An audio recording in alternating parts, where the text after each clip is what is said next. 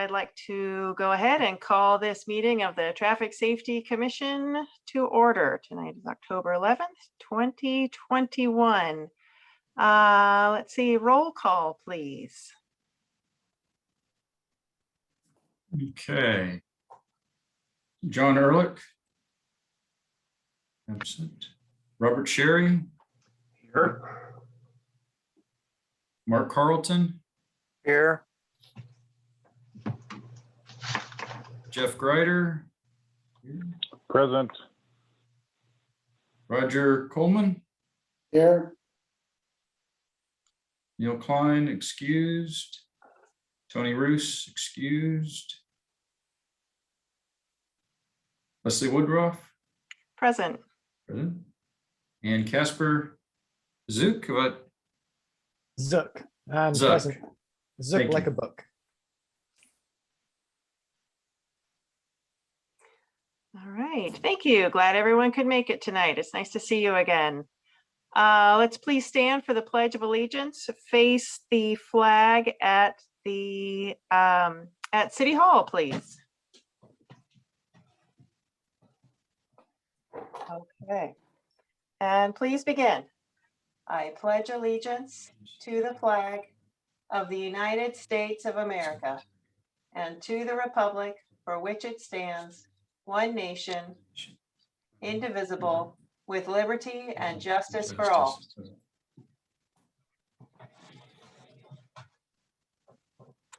Okay, thank you. Are there any public comments here tonight, Brett? Hold on. Mark Okay. Greer, I believe, might be.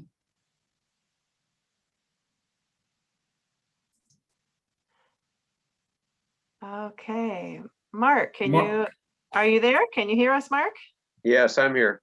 Right, okay, thank you for coming tonight. What do you have to tell us? Oh, a comment?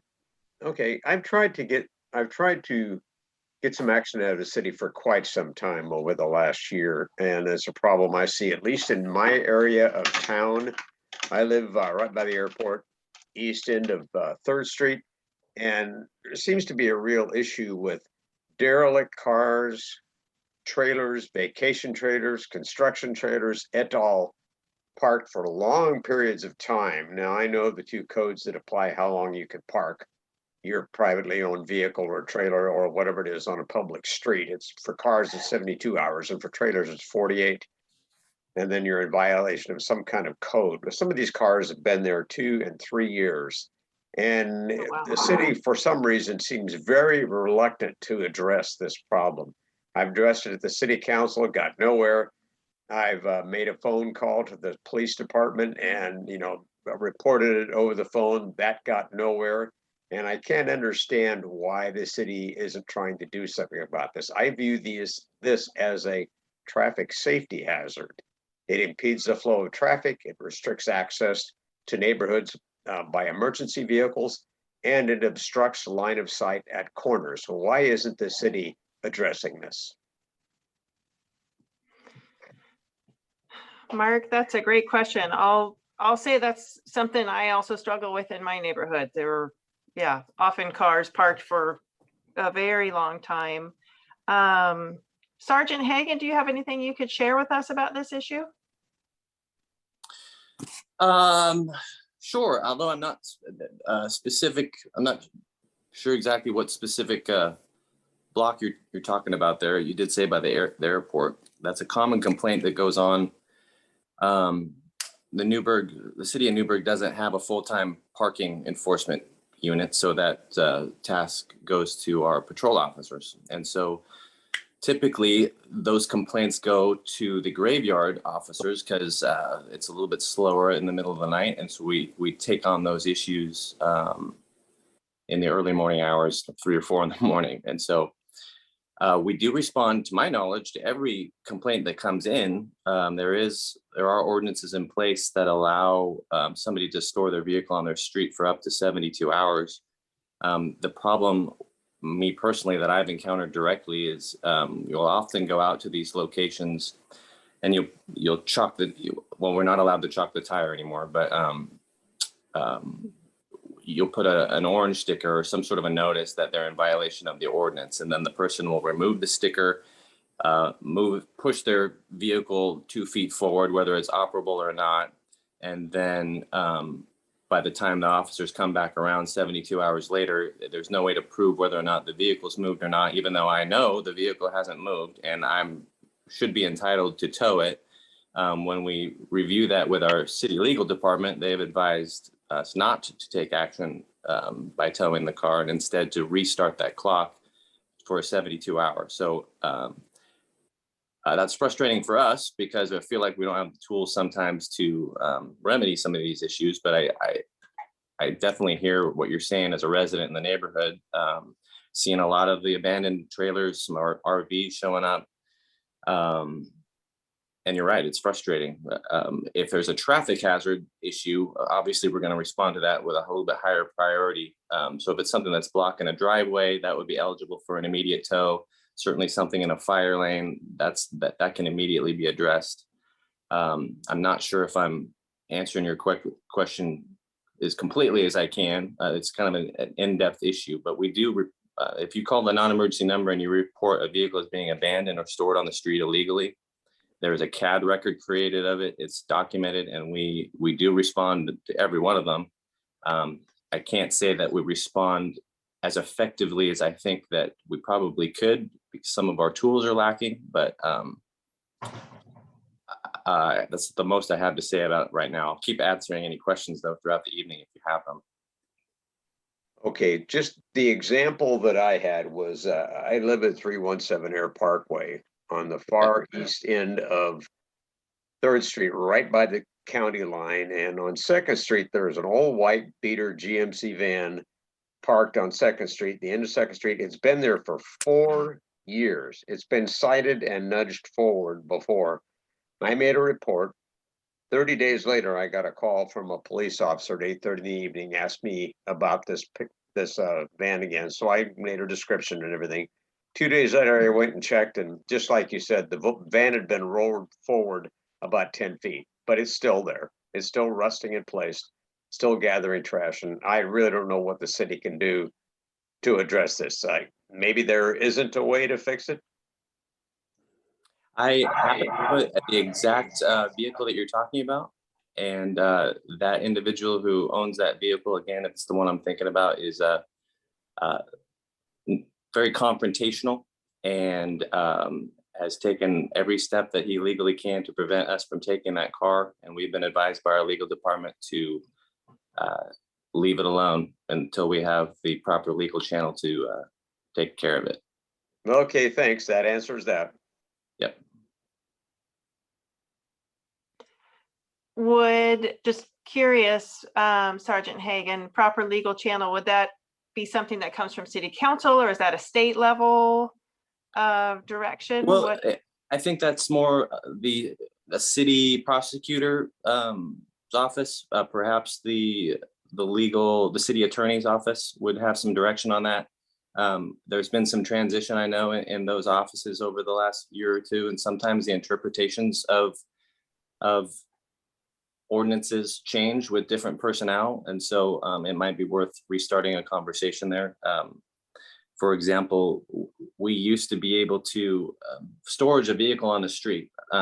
You shouldn't be allowed to store your property on the publicly owned street. That's kind of the spirit of that particular ordinance. However, some people can kind of cheat that by just pushing their vehicle forward a few feet and say that, well, the vehicle's been moved. Well, we don't sit and watch the car all day or for 3 days straight to see if that's the case. And so some legal folk would say, no, it has to be completely removed from the block and it can't even be on that block anymore. And so that would still be a violation. Other people who are more, have a different frame of mind says, well, no, since they technically moved it, then police, we can't give you the authority to tow it. And so it's frustrating for our end as well. It would be nice to get some clearer direction. And if I could insert one last thing, I passed this idea off to the city council. On the city's own website, there is an excellent flyer that states where you can and cannot park in the city of Newberg and Dundee. I suggested to the city that they put a copy of that in everybody's utility bill they send out every month. That way, there's no question as to where you can and cannot park and for how long in the city of Newberg and Dundee.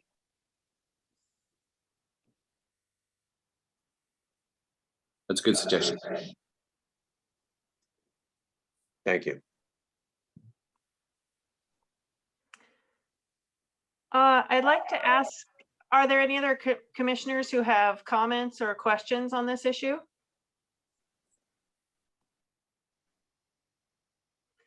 Something we can think about also, we have sort of a running list of topics that we are interested in pursuing. We can think about this if this is a topic that we would like to pursue as a group to see if we can, if we're interested in making changes on how the city, how the police department handles vehicles that park at length on public streets. I think I would like to give everyone a little bit of time to think about it. Maybe we can circle back around to that at the end of our meeting under commissioner comments. I better make a note to myself so we don't forget. Okay. Mark, thank you so much for coming tonight. We appreciate your comments. You're welcome to stay for the meeting. Can always look, if you choose not to, the meeting minutes will be posted online at some point in the future. You can continue to see if we discuss this further after we've thought about it for a little bit. Thank you for bringing your concern to the group tonight. Thank you very much for allowing me to bend your ear. I didn't want to monopolize the conversation. No, not at all. That's what we're here for, is listening to, specific issues that people are having to see if there's a way that we can help make it better. Okay. Sometimes we can, sometimes we can't. We can generally always relate. All right. Thanks a lot. All right. Thank you very much. Brett, do we have any other comments here tonight?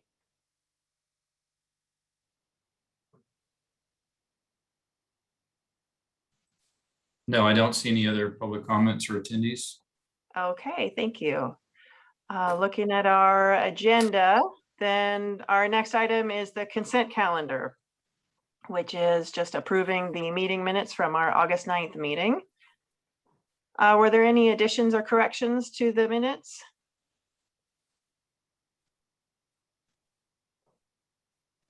And I can't see everybody on my screen all at the same time. So speak up if you do have any comments. I was not there last month, so I can't attest to any accuracy. So I'm gonna trust that it's accurate. Okay. Well, hearing no additions or corrections, do I hear a motion to approve the meeting minutes? I move to approve the meeting minutes. And a second? Second that. Okay. All those in favor, raise your hand or say aye. Aye. Aye. Okay. Any hands down? Any opposed? Okay. No. Motion passes to approve the minutes. All right, moving on. Staff reports. Police department, please.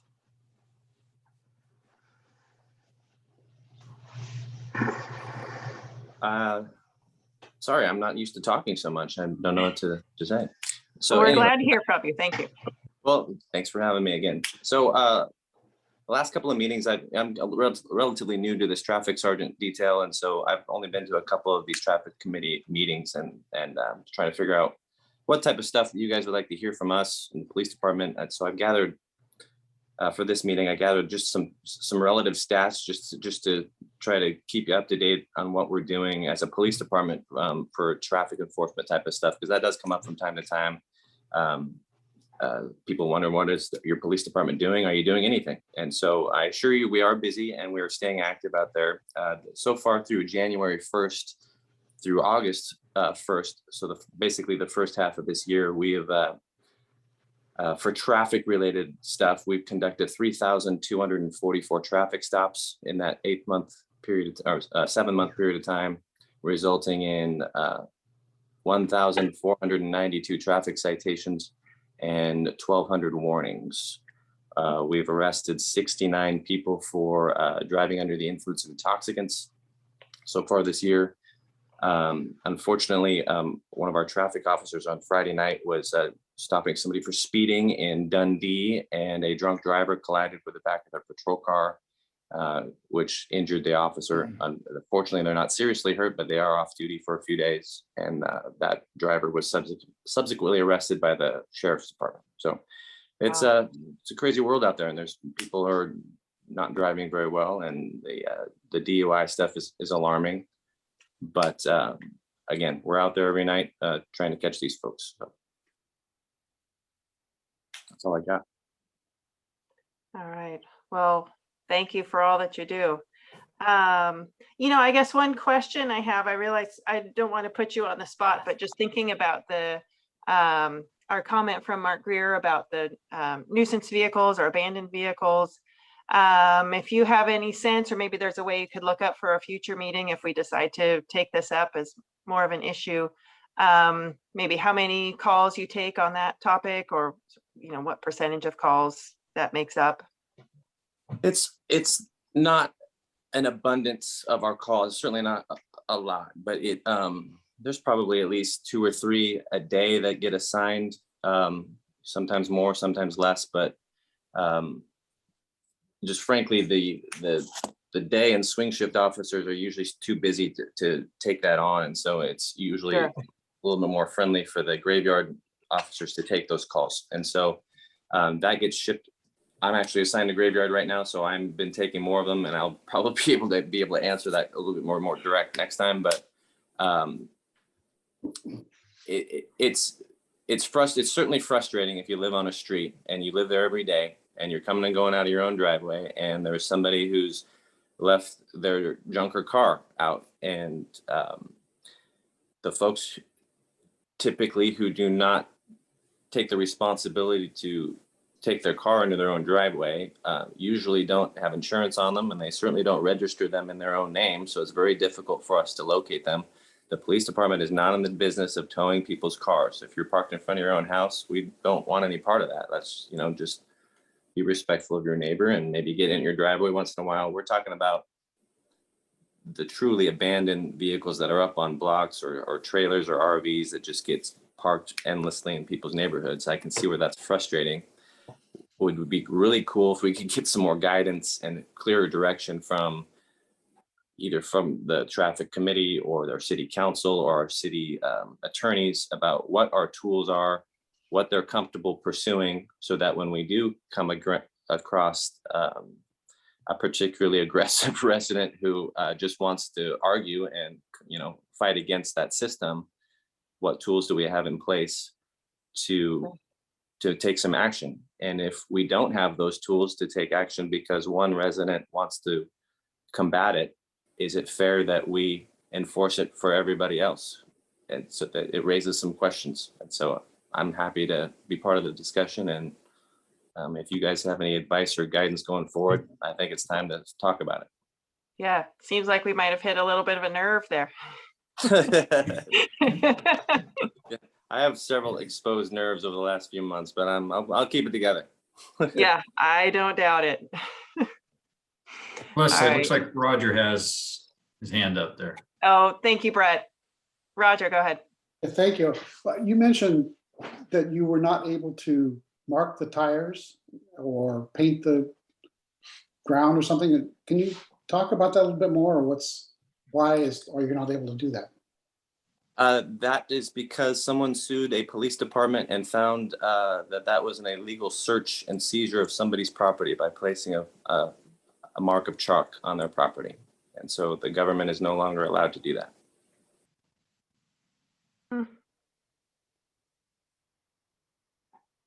The second question I have, I attended the traffic, highway and local roads safety for non-engineers last month. And one of the comments that was made by the presenter was that, there's three major things that cause incidents, I think is how he described them. And they are speeding, drunk driving, and I believe the third was distracted driving and things like that. And that if there was more enforcement of those three areas, the amount of damage and injury would be significant. And I wonder, just maybe this isn't the right place to talk about this, but where is the emphasis of the Newberg Police Department on prevention of incidences like that? Well, I can talk a little bit about it.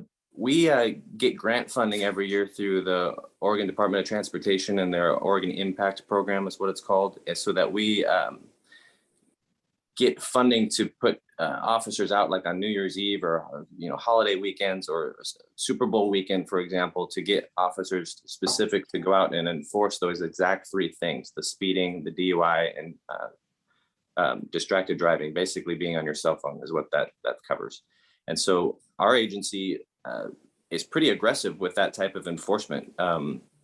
You might not see it directly every day, but I mean, I certainly do. We write a lot of tickets for that type of thing. I think that's obviously I don't have crash data for you, but I'm happy to report there hasn't been a traffic fatality in the city limits of Newberg for several years. And so, I mean, that's good, and I'll knock on wood to keep that going. But I think that's indicative of our community, that we try to be aggressive with the traffic enforcement for those three particular things. And not everybody, again, agrees with that because they don't see what we're doing every day. But I've worked for several police departments in the state of Oregon. I can 100% say that the Newberg County Police is the most aggressive traffic enforcement agency I've ever worked for. So we try, and of course, the goal is to keep people from getting hurt and reduce those traffic congestions. I have to say, most of the traffic crashes I go to right now are just people being on their phones, not paying attention, and rear-ending the person in front of them. And that's probably the biggest contributing factor of the crashes we're seeing right now.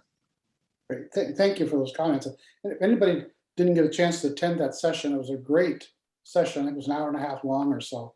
A lot of great information was provided there, and I'm glad to hear that the city of Newberg is working on those top three issues, because from the statistics they were talking about during that presentation, there's significant property damage and injury caused by those things, and so it's great to hear that we're working on that and emphasizing those areas. Thank you. Yes, follow our Facebook page if you think about it. We post little warnings and topics about our when we do these operations that focus on those three things, and so if you're interested, sometimes we post those stats and stuff so you can see it.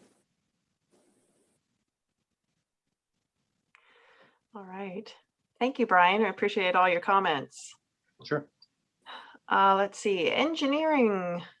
We've got quite a list of things to hear from engineering department tonight, starting off with the active issues log. Yeah, so general information. Yeah, so on the active issues log, if you had a chance to look over that, there's a number of ongoing things, some things that are closed out there. We've got actually the item came up on just as we had put out the agenda, and added one other item, that's the speeding on Winooski. And I think that's kind of related. It's a kind of an ongoing, over the years, it's come up several times. And we made a request to Sergeant Hagan to have a radar trailer put out there eventually. And you're going to work that into the rotation, as I understand it, as well as we had another one come in that we did not make it onto the active issues log for this meeting, but it is on the log for going forward. And that's out on Fernwood Road, a similar type of thing. And I think it's the same scenario. I think on a lot of these, like in the years past, the speeding element ends up becoming a perception of things. And so we always try to have conversations with the individuals that have voiced a concern and trying to get specifics of what do they observe or what are they seeing. Oftentimes there's an idea of speeding. And when we use the radar deployments and you get that information, we look back at it, we're really not seeing anything that's indicative of great speeds other than the one-liners where people are definitely exceeding the speed at a high rate, and other times in certain circumstances. And then I'll just speak in general. I've had conversations with individuals across the city in different areas. A lot of times it's the lack of sidewalks or location that is related to the sense of speeding or of excessive speeds when in fact they are within that, their average range, if you will. So we're moving forward with all of those items. Any questions on the active issues log from anyone? Roger? Sorry, we had a speed sign in our neighborhood for a number of weeks.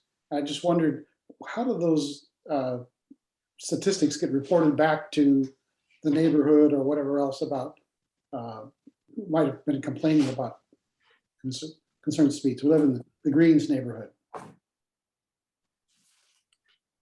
Would you like me to go for that? Yeah, why don't you go ahead? You're more of the detail on that.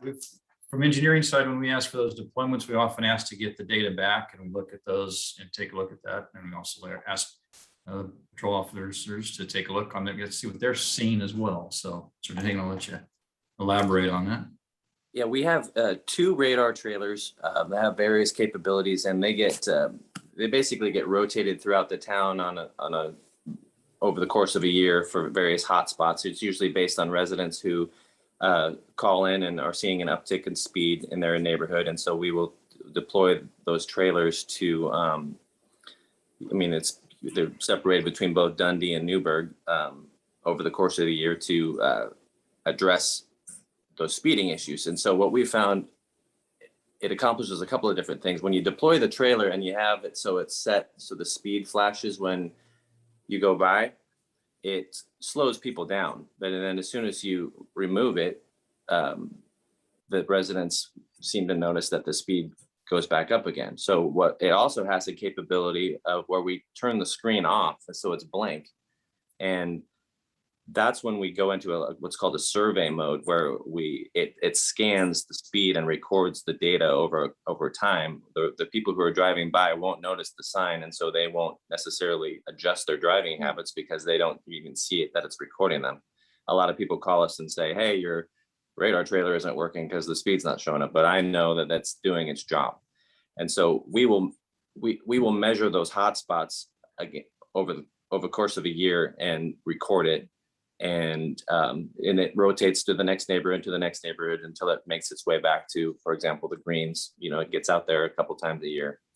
And that's generally how they work. And we give that data to the Traffic Safety Committee whenever they want it.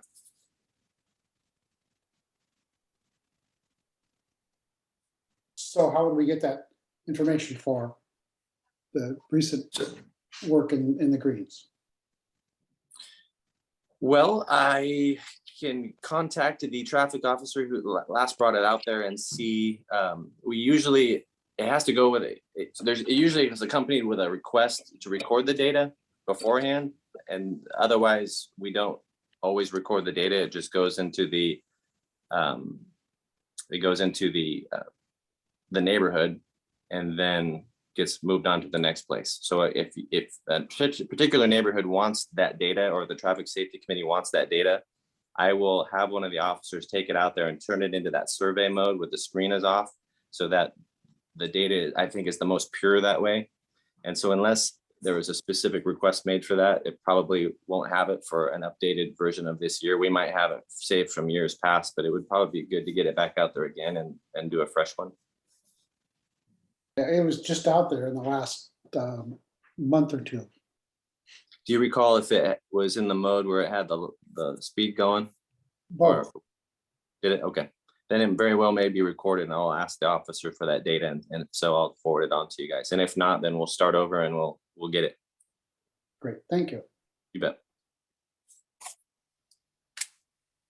Any other questions on the active issues log?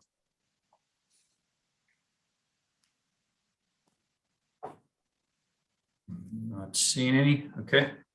Just general information, project updates. Karin put the agenda here, so I'll walk through the things that I know, and some of them I might have to get back to you on questions here. But the Safe Routes to School project, what we had gotten was an infrastructure grant to do some crosswalk enhancements along 6th Street there by Edwards Elementary, and then also some infill of sidewalks on Blaine Street between 5th and 6th.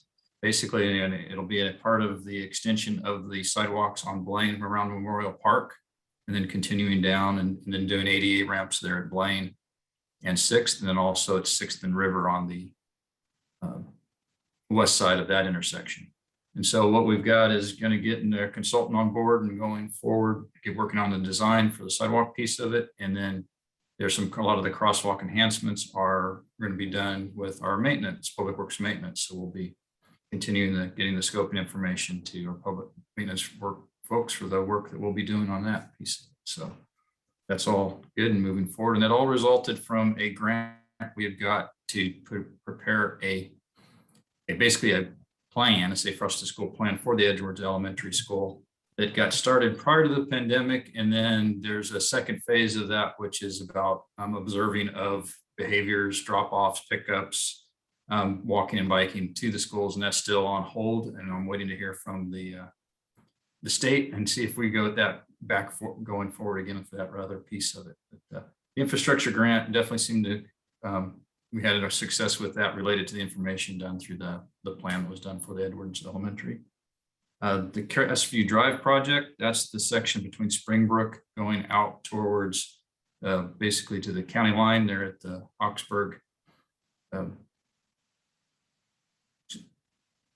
Estate. HOA area out of Northeast Crestview Drive, which ties into where the Crestview Crossing project that's going and will extend Crestview Drive the rest of the way out to the Providence Drive Highway 99 intersection. So that section that the city is doing from west or east of Springbrook Road is now paved and getting close to finishing that up. Target is to have that completed by the middle of November. The Crestview Crossing, that's on the private side, they're still working on getting their portion of that project completed. Elliott Road, as I understand, the design is still progressing on that part of it. So I'm not sure at this point where things stand on when that's anticipated to go to bid, but I'll be getting information for that. Sidewalk projects, that's the sidewalks, the program the city has. I know that the postcards have gone out related to the grant and loan program out to most of the, if not all of the city at this point in time. So we have gotten a lot of, starting to get more of the applications for the grants for doing those sidewalk improvements and cleaning things up, either filling in gaps or replacing the sidewalks that have issues and aren't ADA compliant. On the ADA transition plan, that's a citywide transition for being in compliance with ADA throughout. It's not just related to the public right of way, it's other aspects as well. And the consultant's been awarded for that, and the contract, I believe, it just got all signed and should be moving forward with that. So, and then on the Sheridan Street, I believe that's related to the Sheridan there at College and the intersection. I know Karin's been working on how to go about having a neighborhood meeting to have a discussion on that and get input from the residents in that area on the issues observed and what options there might be. No, went over a lot of things right there. So any questions on any of those? Brett, I have a question on the sidewalk grant. How much money, I'm sorry if you said this, I missed it. How much money does the city have for that program? I don't have the exact number in front of me. I want to say it's like a $50,000. Wow. Russ is shaking his head, so I must not be too far off. Okay. And Russ, thank you for being here tonight. We're glad to see you here. Thanks. Glad to be here. And I can answer any questions too. One thing I want to throw out there is about the ARPA money through Bill Post. We do have $400,000 that will be coming to the city. We're anticipating receiving the funds either towards the end of this month or later, that's identified specifically for addressing ADA barriers. And the 400,000 can do probably 40% of the needs of the city with that. So we're going to address the critical routes, primarily in the Meridian Street, Friendsview area to begin with, but take it as far as we can take that money. Wow, that is a huge amount of money. Oops.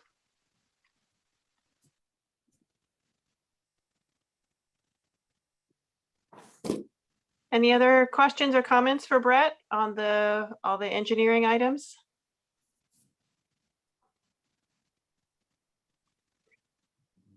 Okay, it looks like there's no new business tonight. Moving on to old business is the discussion on the neighborhood 20 miles an hour speed limit. We had looked into this as a topic of something that we're interested in pursuing. At our previous meeting, we just kind of talked about it in general and decided we'd like to move ahead and learn more about the possibility of reducing neighborhood driving speeds citywide to 20 miles an hour.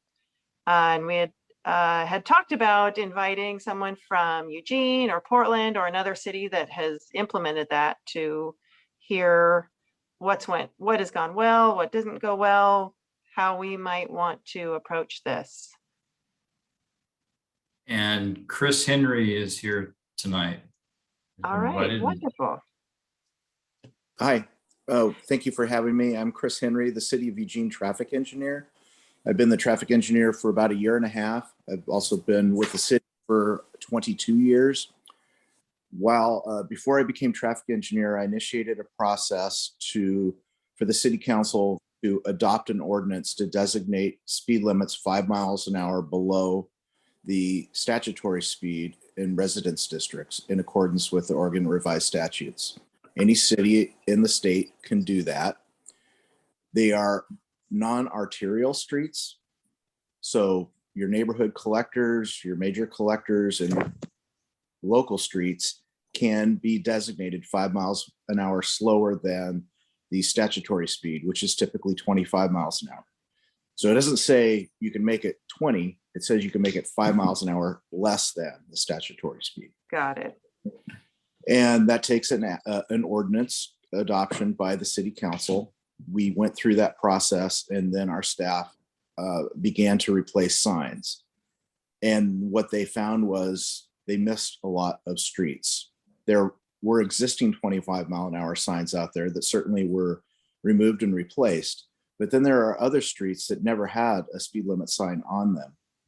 And then further, there were streets interior to neighborhoods off of, say, collector streets that are currently 25 and may not have had a speed limit sign there because all the other streets were already 25.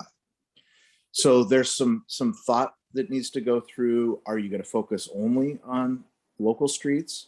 Are you going to include collector streets later? And that's what we've chosen to do, is to look at those collector streets at a later time, because it may not be appropriate to designate those 5 miles an hour lower or make them 20 on a collector street.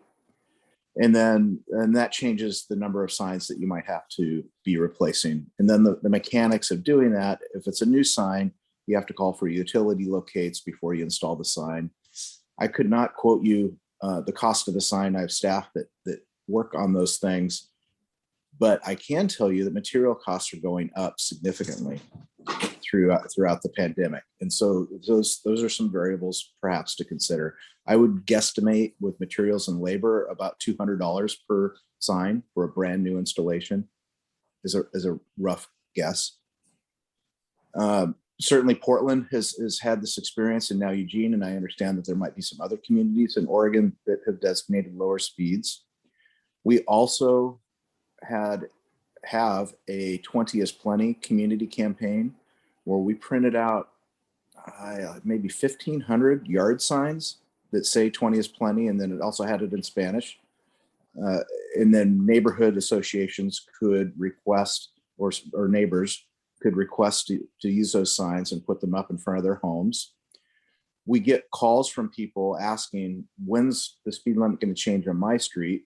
And usually people are relieved to know we're getting there. It's a process. There's hundreds of signs. In Eugene anyway, we're talking about, maybe 600 or so. It's quite a few. You might not have that many in Newberg and Dundee, but there's still interest. Now, does that actually change the driving behavior? Not likely. We did not measure traveled speeds before and after. That's just not That's a huge undertaking. Usually signs in themselves do not change behavior. And I'm going to say what I've said to our council, that's maybe not the, I should caution myself to say this, but it's something that feels good that doesn't necessarily do good. Just changing the sign feels like we can take action and control the outcomes, but we may not. And there's a necessary component of enforcement. And we look to the sergeant here, and he probably does not have the resources to enforce a 20-mile-an-hour speed limit on every residential street in your community. Nor does Eugene. And we're not focused there. That's not where the majority of crashes are happening. They're happening on the arterial and collector system. And that's where our motorcycle officers are deployed. And we do have a unit for that. 7 police officers for the whole city, 24/7. And they're not there 24/7. And so it effectively is the honor system. And we expect, in most cases, people to follow the law and not necessarily have to enforce it. I managed our traffic calming program for many, many years. And I was listening to the conversation earlier about the speed feedback signs and the concerns from neighbors. Often, and I would tell them the same things.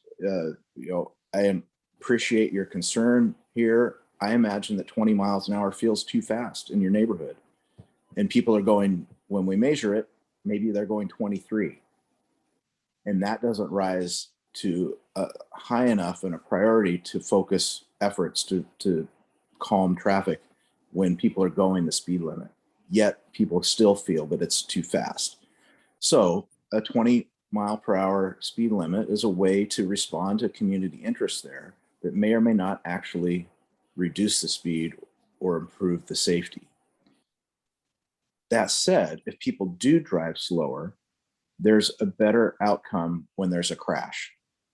There's less harm to people in the event of a crash because there's less energy involved in that collision when the speeds are lower. And that's where the real benefit is. I'm happy to try to answer some of your questions. I'm sure I don't have all the answers.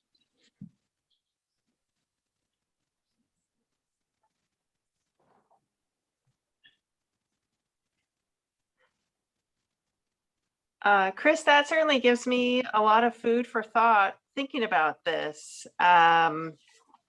in terms of, tracking making an informed decision, which is the best way to make a decision. And it sounds like the way Eugene did it, and just realistically, it sounds almost impossible to be able to collect enough data before and after, or well, I guess before, to make your decision. If this is, something worth pursuing, or if we did a test neighborhood on a few streets, that's an interesting point that I hadn't quite thought about before. So thank you for bringing that up. Karin had mentioned that was some questions that you folks might have had. Yeah.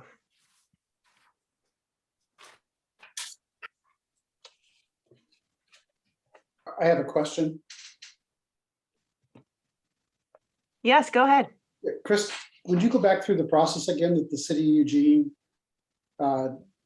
did to get to this where you're at today? The Oregon revised statutes, I think it's 810180 paragraph 11, somewhere in there from memory, allows cities through ordinance to designate speed limits 5 miles per hour below the statutory speed on non-arterial streets in residence districts. So going backwards, it has to be a residential street. It can't be an arterial street. And you can designate the speed limit 5 miles an hour below the statutory limit there. But you have to adopt an ordinance to do that. And then it's not effective until you put the sign up. You actually have to put the sign in place to make it enforceable.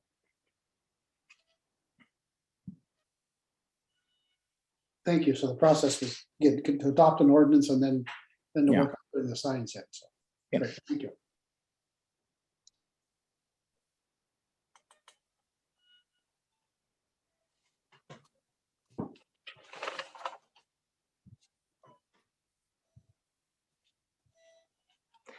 Other questions for Chris? I know this is a lot to take in and mull over, or comments, anything that stood out about his presentation?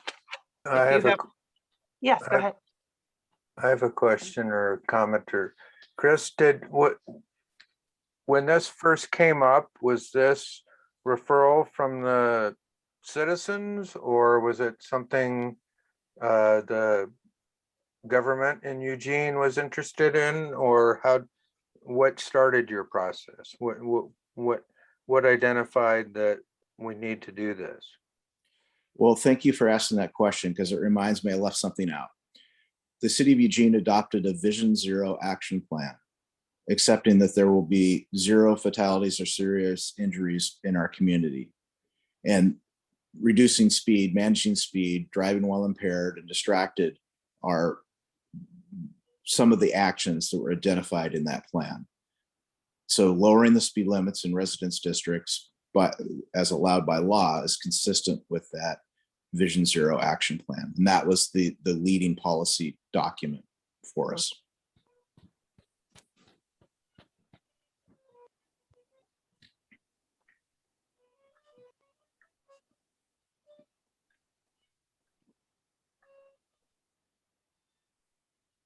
That is great to know that this is just one component of a larger goal overall. Mhm. Cities also are gaining the ability to, once an administrative rule is passed over the next 6 months, to conduct their own speed studies and set speed limits in communities, your community, consistent with the methodology identified by the Oregon Department of Transportation. And once that process completes, then at least in Eugene, my intent is to think systematically, looking at our arterial system and saying, what is the highest speed that we think is appropriate in our town, and think about that network of streets, and then examine what the speed limits are, how they got to be that way, and how we might designate a different speed limit based on the context. Instead of using, and so I'm going off at 20 miles an hour here, but it might be useful to you in your path towards a safer community. Instead of using the 85th percentile speed, or the speed at which the vast majority of people drive at or below to set speed limits, has been done for decades, the new methodology uses the 50th percentile speed, or the mean speed. Half the people are going above and half the people are going below, as well as the context of the street, whether it's in the urban core or suburban or rural. And there's variations between, and allows a great deal more flexibility than there used to be in the past, especially that cities themselves can administer the program rather than having to make requests to the Department of Transportation. We still have to report the actions that we take, at least that's what's proposed in the rulemaking now, but it gives a great deal more flexibility for cities to control the speeds in the community. Of course, there's concern that you don't create speed traps that have some historical backlash and things like that. And there'll be some monitoring to help determine that the rules are being applied appropriately. Mhm.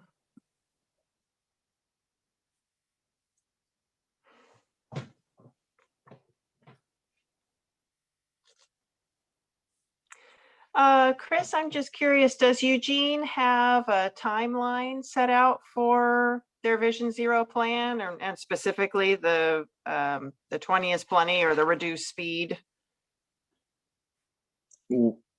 Well, that landed in my lap, and our crews are installing the signs, and we're doing it as quickly as we can. Your earlier topic about cars on the street, most of my time now is spent managing homeless camping, or people that are experiencing homelessness that are living on the street, and trying to manage that in our commercial industrial areas. Right. And that means that we can't do all. And so we continue to work on 20-mile-an-hour signs. That's what we typically do in the wintertime. When it's raining is when we're working on signs. The ground's softer, it's easier to dig. You can't stripe a street in the rain. And so wintertime is sign season.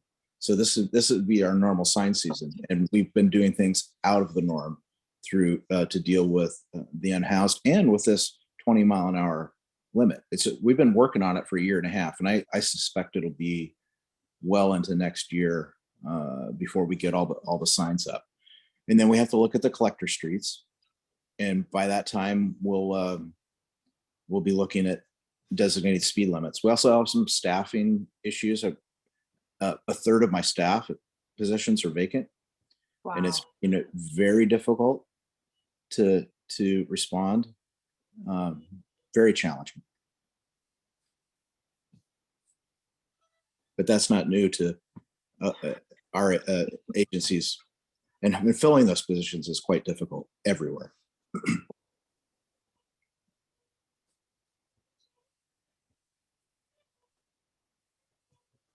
Chris, was there any crash studies done or any data collected in those residential streets so that you guys could look back and see if it actually did lower accidents or anything like that after you implement the 20-mile-an-hours? Probably not specifically. We did in the Vision Zero action plan identify the high crash networks and hotspots within the community. And I suppose if that plan is ever renewed or updated, that there might be another analysis of the crashes that are happening. But again, they're not typically happening on local residential streets. They do happen, but it's usually from extreme behavior. People are driving very impaired at high rates of speed. And the speed limit, posting the speed limit doesn't change that kind of behavior. And as law enforcement officers have told me, it's like, leave that to us. We will catch those people.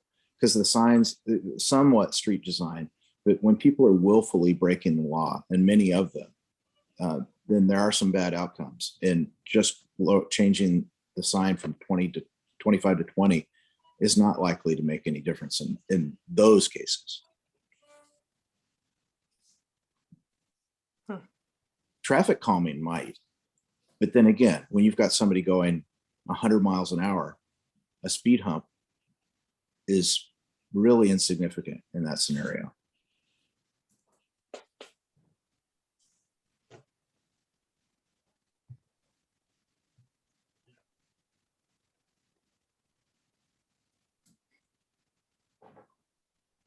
But what was the total cost of you guys having to go around and put all those signs in? Because normally you don't have to post residential because it's standard 25 miles an hour. Now, if you're going to lower it, you have to post every single street. And there's a huge expense to that. And from my experience, kind of lines up with yours is that the 85th percentile or the average people driving on those roads are within reason of the 20 miles an hour speed. But when you're walking, it seems like people are going a lot faster. Absolutely. I can't give you a direct answer because the costs continue to climb. We're finding more locations like, we missed that. I would say anywhere from $50,000 to $100,000 of signs, not including the labor.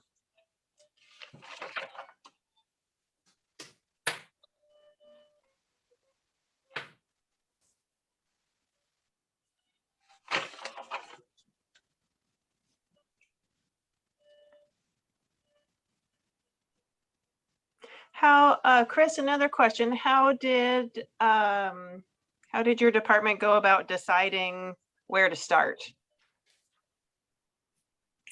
All local residential streets. And then we divided up the city into maybe 10 different sections. And we have to there's a whole process to tell somebody to do something in the field. Sure. And write a work order. And that's how we managed it, was we broke it up into chunks, and then somebody had to write their work orders and say, do this and do that. There's And then we have a maintenance management system that logs the signs and the sign number. And there's a whole lot of clicking going on the computer, like 60 clicks to create a new sign. It's crazy. But anyway, so it takes a lot of effort on the back end before the sign actually goes up on the post. And we made some mistakes. There were some signs that were changed on collector streets, and I'd drive around and say, that's not, we're not allowed to do that. And so we had to go back and change them back to 25. And that's just, some of the crews they see 20 or 25, and that they know they need to change it, and mistakes get made. Yeah. And then you fix them. Well, I think, a little sort of a follow on to my question. Did you sort of choose a neighborhood and do, say maybe a 5-block radius, or, and do all of the signs in that one area and then Yes. move on to another neighborhood? Yes. And we tried, Okay. We combined it with the outreach to the neighborhood with the 20 is plenty yard signs, Yeah. and worked with each neighborhood and said, we're coming to your neighborhood this week or these weeks and this month. And then we had other staff involved in that outreach so that they could manage the expectations, because we can't do it all at once. We had to do it in phases. And the majority of the work got done over 4 months probably. But now we're finding the places that we missed, or the different neighborhoods that had branching streets that, like, oh, well, it never had a sign because the street it was connected to was 25. But now we have to put in a 20-mile-an-hour sign. So you're finding that you're installing more signs than you had previously? Yes. Yes. So it sounds like you've had quite a bit of support from community. Have you had much pushback? Have people argued against it? Or it sounds like kind of a crazy question, but I'm going to ask it anyway. Well, where you do find that is on social media. One of the television stations had a couple of posts when I was making a council presentation, and they thought it was just more government waste. I say it's a generalization of people critical of local government, and can't we do anything better, and you're not going to change me, or whatever it was. But there was a lot of negative pushback about, is this the most important thing we can be doing in our community versus addressing other issues that are also real. People also can, at least for Eugene, they confuse property tax that pays for general services like police and fire with road fund, which is gas tax and vehicle licensing and registration, which pays for the signs. And so there's the criticism of government is not necessarily understanding the different colors of money that are at play. Right. And we can't use road fund to pay for community safety, for example, at least for law enforcement. Chris, I have a question about clarification. Signs. So you said if you went into a neighborhood, and are you having to put a sign on every street, or do you have to put them on just the main streets in a neighborhood? That's a really good question. And I would ask our attorneys that as well. And to be enforceable, the street has to have a speed limit sign on it. Now, how frequently do you do that? Every half mile? What if jurisdiction changes? Because it does for us in some cases. And what if the street is only 1,000 feet long? And there's just a lot of different judgments, if you will, to make. But I think it's a matter of, if we get back to the enforcement thing, if we're not going to really enforce that, how are we communicating what the expectation is? And are you doing that well enough by getting all the entry points into a neighborhood? And then how frequently might you want to remind people within that neighborhood? That's another approach to consider. Thank you.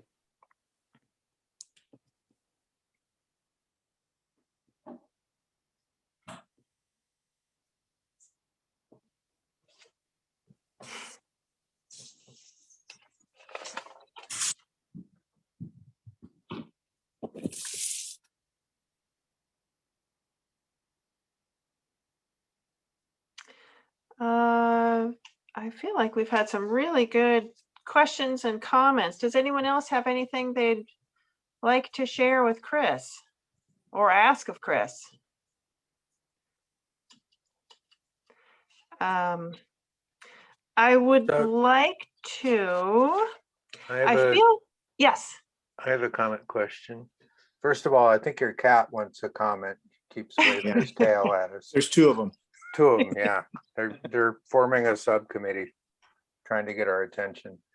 But you start off with, and I know you weren't trying to be a Debbie Downer, but it's kind of got in my mind that signs don't change behavior. Right. And that sort of got me thinking, of course, holy cow, are we going to spend a lot of money and we're not going to slow anybody down? But as a traffic professional, what does change behaviors in your mind? Is it a cultural thing? Do we have to have the signs up for 20 years so kids who are riding their bicycles down the street now, when they drive a car, they know that it's 20? What in your estimation, what can move the needle in slowing Well, things down? and certainly there are, they're not, these things aren't all absolutes. It's not that signs never change behavior, but in a residential area, people drive however comfortable they feel driving based on how the street is designed. You were talking about cars parked on the street earlier. The presence of parked cars often creates friction for people to drive more slowly. And when we design our streets wide enough to have cars parked on both sides of the street, and then nobody parks there, perhaps because they get towed if they store their vehicles on the street, then the street's overly wide. And we are almost encouraging people to drive faster in their own neighborhoods. And so some of these things, it is a societal problem. I think it's a conversation to have with your neighbors about who is speeding and why. What is it that motivates people? And I'm kind of diverging from engineering here, but it's like social engineering. Mm-hmm. That people seem to be focused on their own needs and not so much the well-being of others around them.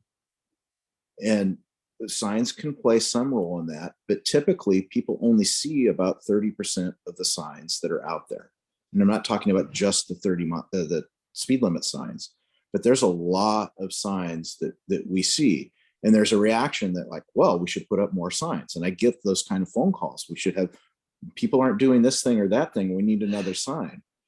Well, the design itself is probably, the street design itself can probably yield better outcomes, as well as enforcement and having those resources available. There's in the Vision Zero world of reducing harm to people, designers are more and more taking responsibility for the outcome. That we need to design streets that are more forgiving, or highways, if you will, that are more forgiving for the human behavior. People make mistakes. Now they can make mistakes in residential areas, but you're already going at a relatively lower speed. If you go 5 miles an hour lower, that's better, but that's not where the real harm is happening. It's happening on the higher speed facilities. And the top three things statewide are impairment, running off the road, and distraction or speed, excuse me. But I guess that would be the top four. And that takes a cultural shift, I think. And as you know, we're one of the lowest states in the nation ratio for law enforcement per population. And that makes it a very difficult job for our partners to help enforce the laws that we decide are appropriate for our communities. It's a challenge, but I think it's all of those things. It's street design. It is some signs. It's talking to your neighbors. It's building a culture of safety and what's acceptable behavior. there's a conversation that you can have, and I'm not sure if you've had this in your group about Vision Zero. And the question is, there's three questions. How many people do you think die on the highways nationally each year? It's going up. It's over 40,000 a year now. How many people do you think die on Oregon highways in a year? And now it's getting up over 300-400. It's going up quite a bit. And how many people in your family is acceptable to die on the road? And that answer should be 0. And when we can all answer that question, that the only acceptable outcome is 0 in our family, then we can take action ourselves and not just blame it on somebody else, that we are all responsible for reaching that outcome of 0 fatalities or serious injuries. So that's the opportunity, is to change the culture.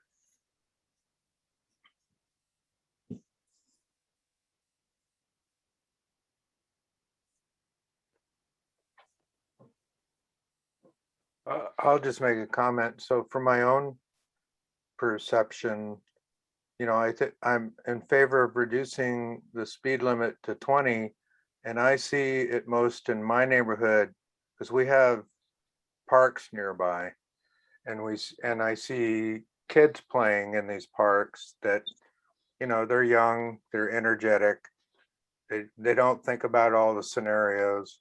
So I know in my own behavior, every time I drive by the park, I find myself slowing down and defensively looking for young people who might dart out in the street.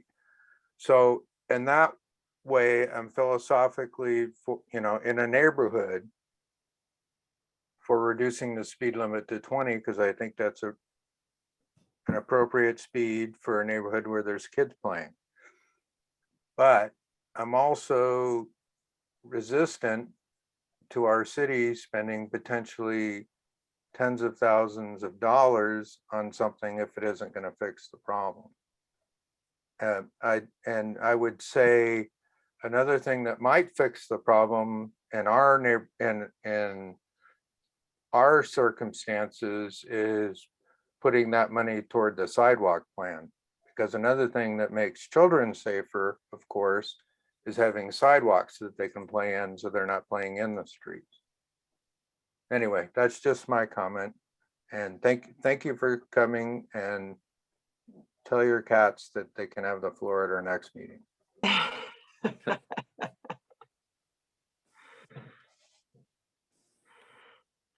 Mark, thank you for your comments. As I was looking at our agenda and thinking, do we need to make a decision tonight? Tony's not here, Neil isn't here. We've got several significant members of our commission who aren't able to be here. I think the purpose of tonight, it says, was to start the discussion.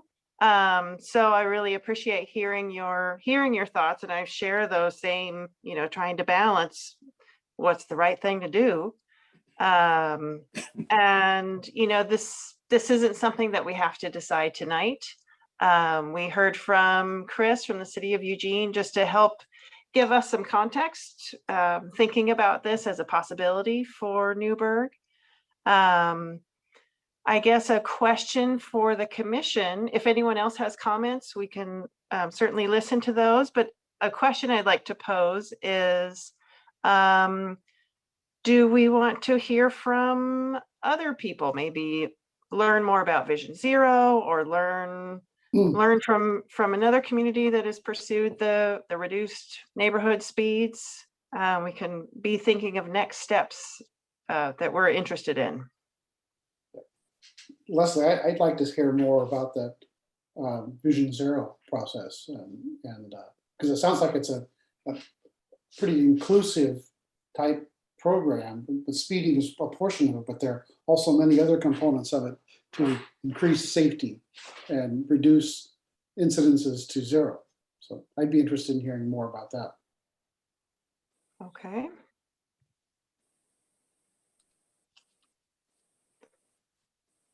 Other comments? Other thoughts, questions? I'd be interested to see if there's any other cities that have implemented the 20-mile-an-hour zones in a more strategic approach, like around parks and things like that, where you minimize where you're implementing it and you're giving the officers also an opportunity to also enforce it versus just going broadband with it. Because then the officers really don't have much of an opportunity to enforce and try and help build that culture. Wow, that's an interesting point. Yeah, I think it would be helpful to hear from someone from the city of Portland if we're able to connect with their engineering department and see how do they do it. And those are great questions that you thought of.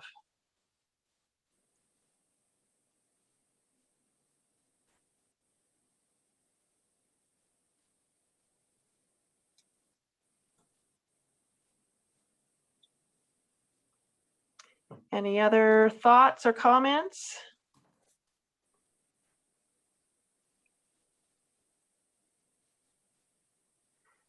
All right, well, thank you. It sounds like our next step, we've got two things that we're interested in hearing about. So I guess maybe Brett will kind of leave it up to you in the engineering department to see if we can hear from somebody in the field about Vision Zero and what that is, just some more information about Vision Zero, and or hearing from another city about how they implemented reduced neighborhood speeds. Yeah, I'll work with Karin to see if we can get somebody to get some more information for that, or at least gather some information if we're not able to get someone to come and speak. Sure. Yes, definitely. And Chris, I'd really like to thank you for coming tonight, taking your evening away from your cats, and sharing all your information and experience and expertise with us here in Newberg. So thank you very much for coming. You're very welcome. Thank you. Let's see. So that's the end of that one on our agenda. We've got our worst intersection list, which is attached. I don't know that we really have any business related to that tonight, other than still just keeping it on our minds. Let's see, commissioner comments. This is where we were going to circle back around to our public comment tonight about abandoned vehicles or nuisance vehicles parked on the street, and if that's something that we would like to pursue. We've had a little bit of time to think about it and mull it over. Does anyone have any? Leslie, before we do that, Yes. I was wondering if our police liaison is privy to that list, and we were talking about statistics and how he could perhaps generate data. And so I was wondering, we generated that list from personal experience from driving around Newberg. Oh, the worst intersection list. Exactly. So I was wondering if there was any accident data on those lists that might back up that perception. I personally have not seen that list. That's either because of my own ignorance or I just don't know how to access it. But I'd love to hear about it. Yeah. Yeah. So, I would love to. I'd be curious at a future date if we could get you that list. And like I said, it was generated from us just brainstorming as drivers in the community, which ones we have the toughest time with. So they're sort of user experience list. And I don't think we even ranked them. We just sort of brainstormed and we came up with this list. And it would be interesting to see if there's any particular accident crash data or I don't even know if I have a suggestion on that. Yeah, go ahead. I can get the list to Sergeant Hagan, and you can kind of take, look, I'm thinking of two aspects of it. One is to do if we can pull up what crash data is available at those intersections or near them. kind of get, and then also just maybe what the officer's perception are of these same intersections. As far Right. as any comments and things, if that's something that you could take a look at. So I can get that to you and just kind of like observations and data. I think that might be helpful. I believe that, is that along the lines what Mark, what you're kind of, we're looking Yeah, for? perfect. Yeah, Okay. that's exactly what I was thinking. Just Yeah, to that- check our own perceptions. I mean, you know. Could I ask real quick what type of criteria you would have that would qualify an intersection to be bad? Is it crash data alone? Is it, what are you seeing that would, what is it that you were seeing that would put an intersection on a worst case list for you? So when I remember when I contributed to the discussion that was in the list, it was intersections where I felt as a driver, I had a higher chance of being involved in an accident.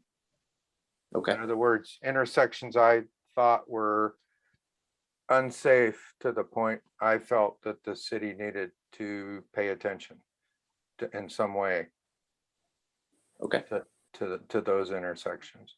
So yeah, I think definitely crash data just to check that perception.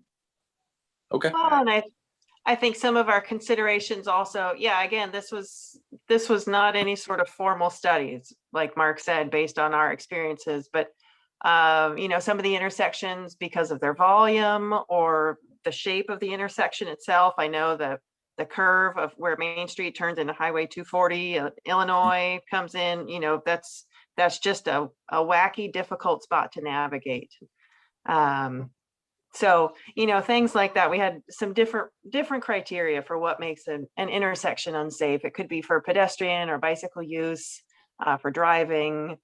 I think we've also got Everest and 219 on our list because it continues to be problematic. Yeah, that's a messy one. Yeah, so Mark, that's a great suggestion to actually put some data behind our perceptions. So thank you for that suggestion. Mhm.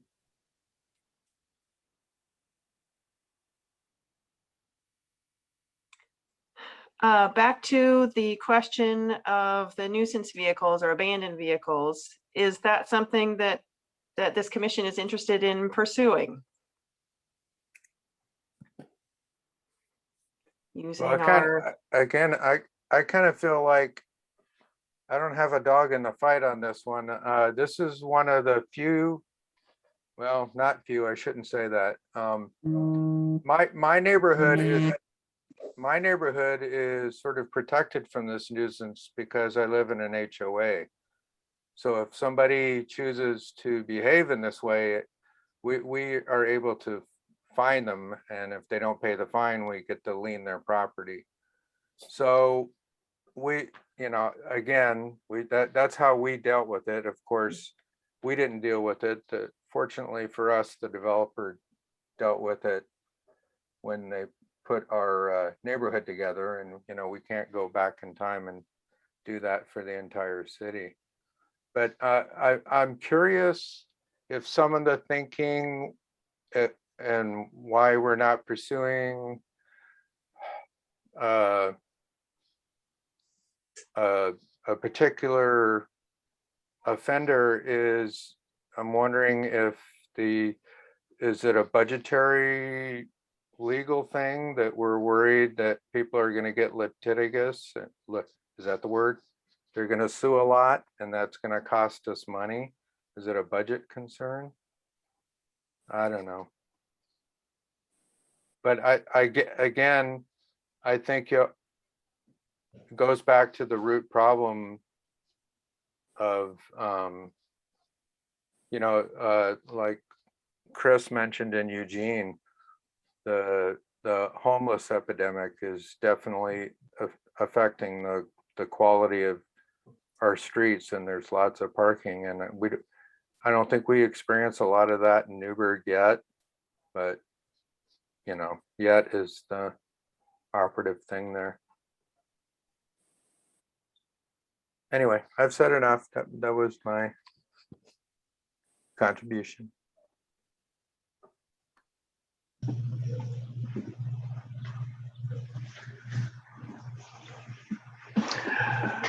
I think we ought to reduce the 3 days to maybe 1 day a month. Put the burden on the guy who likes to, move a foot,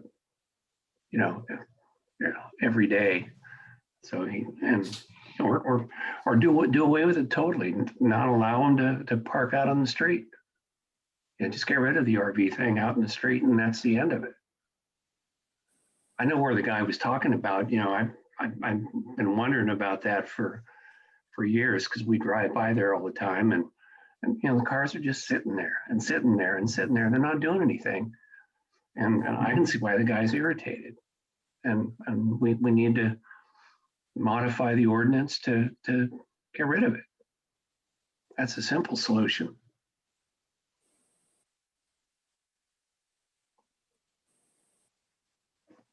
I guess my question would be to the sergeant, what tools do you need besides, just eliminating parking or something like that, that would allow you to enforce this easier and more frequent? It's not an easy question to answer. We want to be fair and neutral, and we want to make sure that you're being reasonable. If somebody has a house full of teenagers that are going to high school, and the two working parents who have their own cars, they're probably going to have some cars out on the off-street parking. If they're parking in front of their own house, is it a problem? Or is it then when they are parking in front of the neighbor's house and the neighbor now gets annoyed, now is it a problem? And then when do you want your police officers to show up and get involved at all? And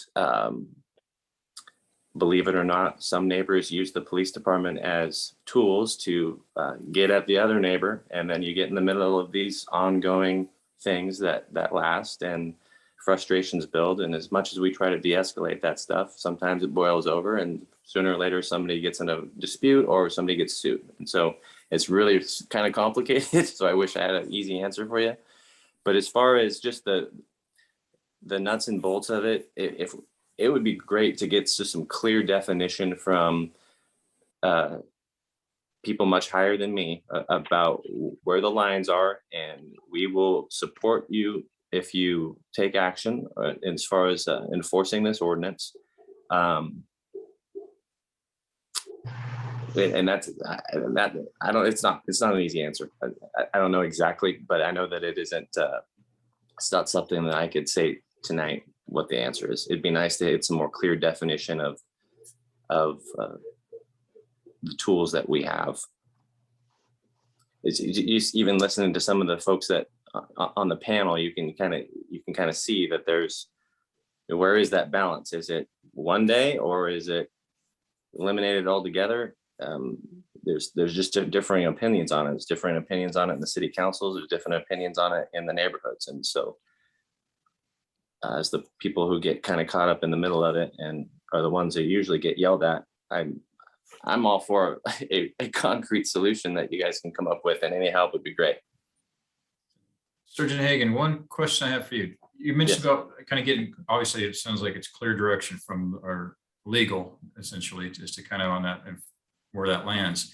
And you mentioned you'd gotten information back, of some guidance back previously that was less than concrete of kind of go forward. It solves all the issues, or potentially. When was the last time that legal had looked at this issue, the city's attorney's office, or that? It may be, there's maybe something coming up that could be revisited and asked for again. Maybe that's a step that could be taken to help. Yeah, maybe the commission could get behind promoting something to make that ask.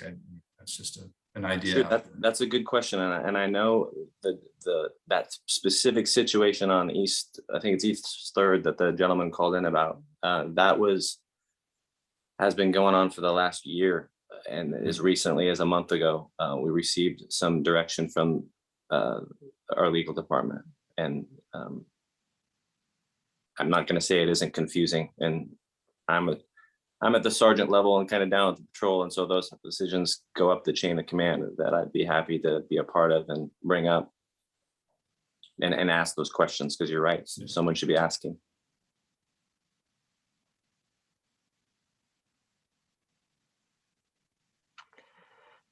Well, and I'm thinking here, I'm not quite sure what our process will be. This is kind of a unique situation. We've never really had a, public comment come that sort of relates to department work or interdepartmental work. And, we're, for all the time I've been on the commission, we've always advocated, worked for the citizens, or the community members, I should say, residents.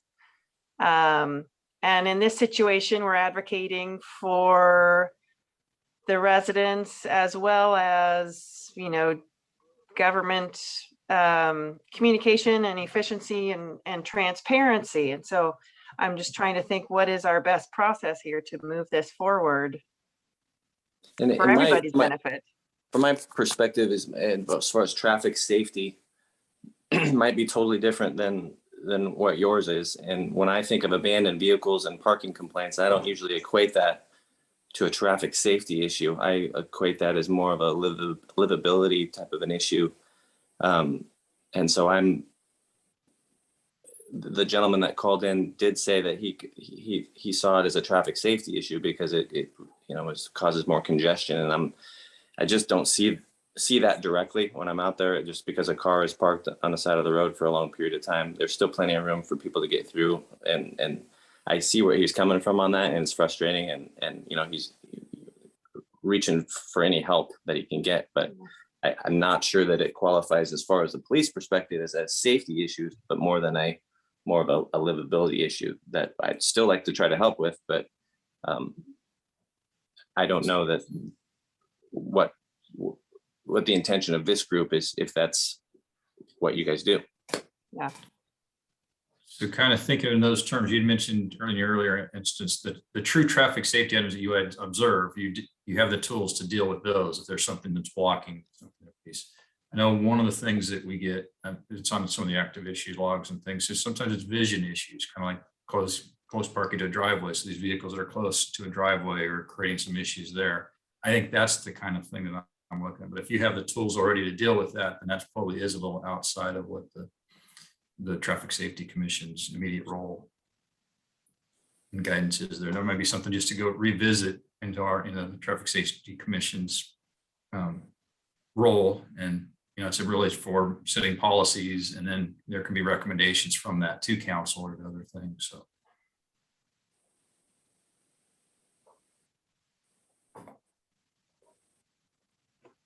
Yeah, that's a good perspective. Thank you for that.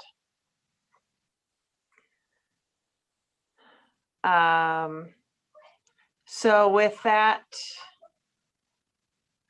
being said, and putting the scope of this issue in perspective, it seems like, this is less of a Traffic Safety Commission issue and more of a police department, legal department issue to gain clarity with. I'm going to start the process myself and just start asking some of these questions, because it's existed at our level and the patrol level for months, and I'm encouraged that it's come up in this panel, because I had never thought that would be an issue that you guys would necessarily address. But if so, or if you would have any input, and I can get some more data to identify what the problem is, then I will try to bring that to the table the next time here, and you guys can decide if it's something that you want to participate in. Okay. I think it's. I was like just that. going to think that that's a good to put things into perspective of to kind of what is that? Is there truly a problem? I mean, there's always a perception of, or can be, but what is the problem that can be brought to this commission? Right. All right. Well, thank you, Brian. We just added a bunch of stuff to your to-do list. It's okay. It's okay. Okay, well, that was our first commissioner comment item. let's see, I'm gonna do my best using my phone screen here to go around, make sure I catch everybody. Just as I get you in order for commissioner comments. Mark, do you have any further comments tonight? No, I think I've said enough for tonight. Thank you. Well, we appreciate all your comments. Thank you for your thoughts. Preston, No, I have no further comments. okay, thank you. Roger, Just wanted to mention again that good session on traffic safety that was presented to us, and very valuable information, I think, and a lot of things to think about. And I hope that everybody has a chance to attend that at some time in the future if you haven't already, because it's a lot of eye-opening information. Robert. Oh, you're muted, Robert. There we go. Well, my wife and I are moving up to Washington the end of the month. So I'll be leaving the commission. Our daughter and husband live up there with their 2 grandkids, and it's time for us to spend time with them. You know, it's an 1.5-hour drive up there, and we've finally decided to be 10 minutes from them now. So we're moving the end of the month. So just wanted to let you know. Okay, well, Robert, thank you for letting us know. Thank you so much for all your contributions to the commission and your time serving on this group. It's always much appreciated to have, you know, just a wide variety of experiences and ideas and opinions. So thank you for always sharing that, and wish you all the best with your family. That sounds wonderful to be 10 minutes away from your grandkids. Yeah, we're really looking forward to that. Yeah. We've lived here 14 years, and we've really enjoyed it here. And I kind of hate to leave. Well, you'll have to let us know if there's a Vision Zero or 20-mile speed limit in your new neighborhood. You'll have to report back to us, okay? Yeah, I will. Okay. Thanks very much, Thank Robert. you. Casper, any comments for tonight? Just 2 things, I guess. Firstly, I mean, I'd just like to thank you, Robert, for being here, and I'm really happy for you. And then secondly, I mean, I'm just really glad we got to hear from Chris and his very valuable input. That was really awesome to hear. Yep. Thank you. And Jeff, any comments tonight? Yeah, first of all, thanks, Robert, for your service, and I wish you the best. And that sounds like a great place to be up there. I just wanted to say that I appreciate all the discussion on the topics that we were addressing tonight, and especially the fact that everyone seems to be interested in, doing our research and getting data and making informed decisions. I think that's really important, to just because something sounds good to not go for it without considering the consequences. So thanks, everyone. All right. Thank you, Jeff. Our next meeting will be next year. Oh, I guess that'll be 2022, January 10th. And we, Yes. Yep. I know, I'm not in the habit yet. I haven't had to write any dates for next year yet. So. All right. Well, thank you everyone for coming tonight, and we will see you in January. Good night. Okay, thank you all. Good night. Thanks, everyone.